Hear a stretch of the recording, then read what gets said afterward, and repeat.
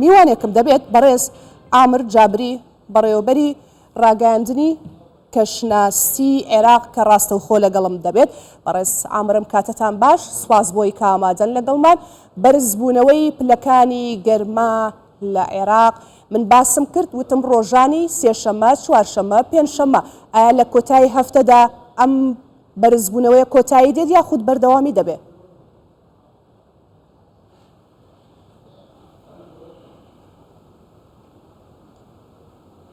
أولا مساء الخير والعافية عليكم. سرتادا ئێوارەتان باش بێت و جژنی هەموو لایەک پیرۆز بێت و زۆر سپاس بۆ کوردستان 24. ڕاستەکەی سەبارەت بە کاریگەری بەرزبوونەوەی پلەکانی گەرما پێشتر بەشی پێشبینی دەستەی کەشوهەوا و مەلەرزەزانی عێراق ئۆژداری لە بەرایی بەرزبوونەوەی پلەکانی گەرمەدا و هۆکارەکەی ئەوەیە بە دیاریکراوی کە عێراق دووچاری نزمە پەستانێکی وەرزی دەبێتەوە. ئەم گەرمایە بەشگشتی لە وەرزی وە لە مانگی حوزەیران دەست پێ دەکات و لە چارەگی یەکەمی مانگی ئەیلول یاخود لە کۆتاییەکانی مانگی ئاب کۆتایی دێت. ئێمە لەو ماوەیەدا بەرزبوونەوەی پلەی گەرمامان هەبوو. بەرزبوونەوەی پلەکانی گەرماش هاوشێوەی هەڵکشان و داکشان بواتە 3 بۆ 4 ڕۆژ بەر لە ئێستا لە بەغدا پلەکانی گەرما بەرز بوون. ئەمڕۆ پلەکانی گەرما گەیشتۆتە لە بەغدا گەیشتۆتە 48 پلەی گەرمی. هۆکاری ئەم گەرمی ئەوەیە کە وڵات کەوتۆتە بەر نزمە شەپۆلی گەرما کە لە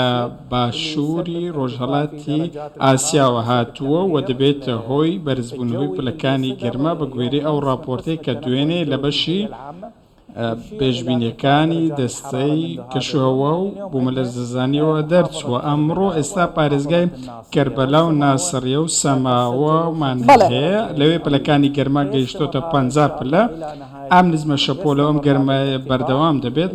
بەم شێوەیە تا ڕۆژی پێنجشەممە و لە دواوە لە ڕۆژی پێنجشەممە بە دواوە ڕەنگە بێنە خوارەوە. تاکە هۆکارێک هاتنی ئەو نزمە پاڵە پەستۆیە وا پلەکانی گەرما لە عێراق بەرز بۆتەوە یاخود هۆکاری دیکە هەیە لە عێراق بۆی کە پلەکانی گەرما بەو شێوەیە بێت؟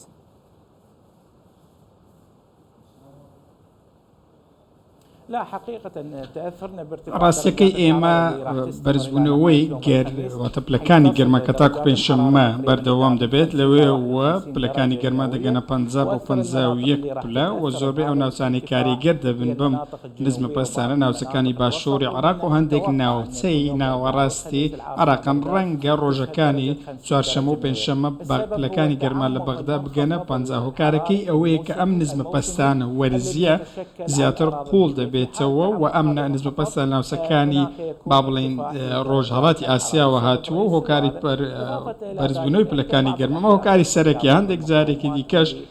نەبوونی هەندێک کارتێکەر کە یارمەتی دەرن لەوەی پلەکانی گەرما نزیک بوونەوە. بۆ نمونە بەکارهێنانی وزەی نوێ بووە کە تاکو ئێستا ئێمە ئەمەمان جێبەجێ نەکردووە و هۆکارێکی باشە بۆ نزمبوونەوەی پلەکانی گەرما. ئەمە جگە لەوەی بوونی ناوچەی هەڕەمەکی و زۆری دەردانی گازەکان و زۆری سیارەکان و زۆری مۆلیدەکان و تەنانە زۆری بیری نەوتی لە ناوچەکانی ڕۆژ با بڵین باشووری بەغدا هۆکاری سەرەکین بۆ بەرزبوونەوەی پلەکانی گەرما. بۆیە تۆ دەبینیت عێراق یەکێکە لەو وڵاتانەی کە کاریگەری گۆڕانی کەشوهەوای لەسەرە. باش، جا منیش هەرویستم لەسەر ئەوە بپرسم، عێراق لە ڕیزبەندی پێشەوەی ئەو وڵاتانەیە کە کاریگەری گۆڕانکاری کەشوهەوای بەسەرەوەیە، دەکرێت باسی هەندێک کار و پرۆژەی حکوومەتمان بۆ بکەیت بۆ ئەوەی بزانین چۆن خۆی ئامادە کردووە بۆ بەرەنگاربوونەوەی ئەو مەترسیە؟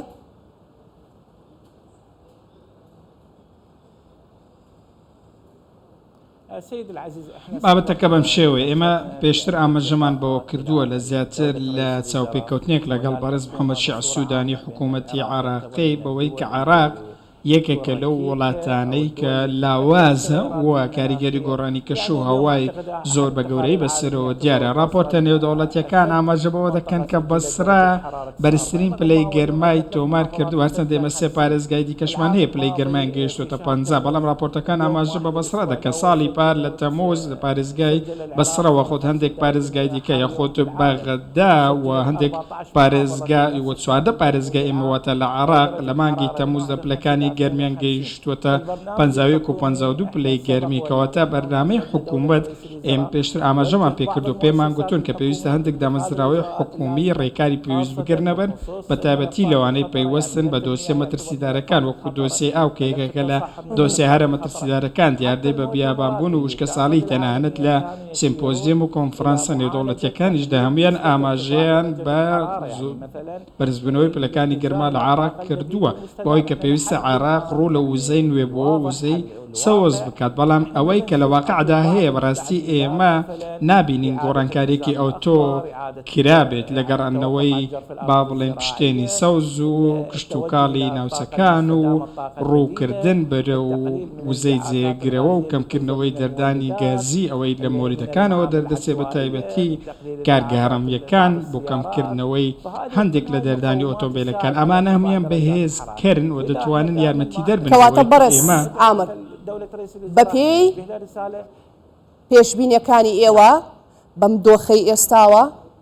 عێراق بەرەو کوێ هەنگاو دەنێت؟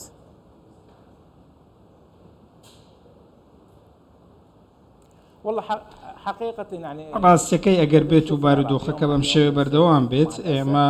دەتوانین بڵین کە بەداخەوە عێراق لە ئاستی پێویستدا نییە و ئەمە لە خزمەتی هاوڵاتیاندا نییە بە تایبەتی گۆڕانی کەشوهەوا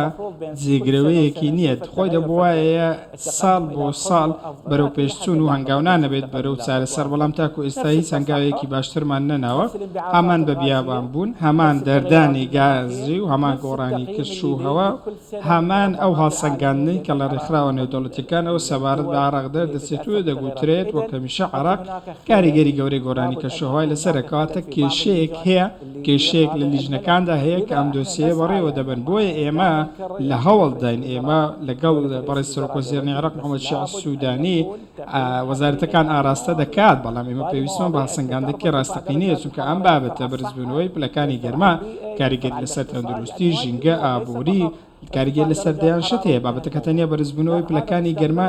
نییە بەڵکو ئەمە لە داهاتوودا کاریگەری گەورەتری دەبێتەوە هۆکاری وەستانی جمزۆر بەگشتی ئێمە لە ماوەی کۆڕۆنەدا بنمونە نەگەیشتین بەم بابەتی ئەمڕۆ پێگەیشتون چونکە کارەکان وەستان دەردانی گازەکان کەم بوو بۆیە تێبینی ئەوەمان کرد کە دوای کۆڕۆنا هەمان بابەت دەستی پێکردەوە بابەتەکە بەرەو ئەوە چونکە خراپتریش ببێت وە لە عێراق ئێستا بەغداد بیابانبوونی تێدا بەغدا کە پایتەختە دیاردەی بە بیابانبوونی تێدا کەواتە ناوچەکانی باشووری وەکو سەما و بەسڕ و ئەو ناوچانە کە خۆیان بیابانن دەبێت چیان بەسەر بێتون پێم واتەنیا لە سەماوە دەست پێشخاریە کراوە کە لەلایەن هێزەکانی حاجی شعبیەوە زۆرێک لە دەستوەرد با بڵێن دەست پێشخەری هەبوو بۆم بابەت بەڕێز ئامر جابری بەڕێوەبەری ڕاگەاندنی کەشناسی عێراق سوپاس کە بەشدار بوویت.